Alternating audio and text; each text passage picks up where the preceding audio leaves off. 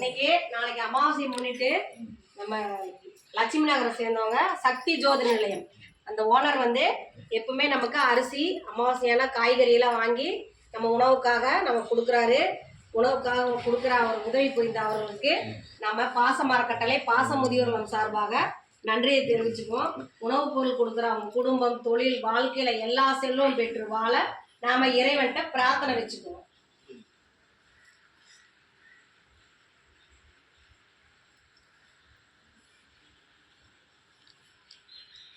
உதவி புரிந்து வரும் ஸ்ரீ சக்தி ஜோதி நிலையம் உரிமையாளர் அவர் குடும்பத்தாருக்கும் அவருக்கும் நம் பாச மரக்கட்டளை பாச முதியோர் சார்பாக நன்றிகளையும் வாழ்த்துக்களையும் தெரிவிச்சுக்கிறோம்.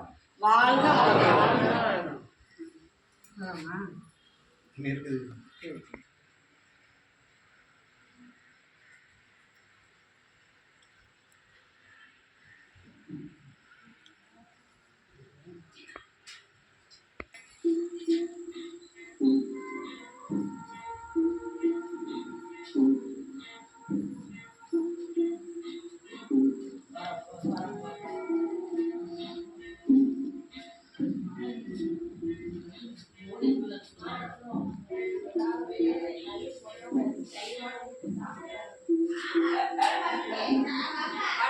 வந்தியா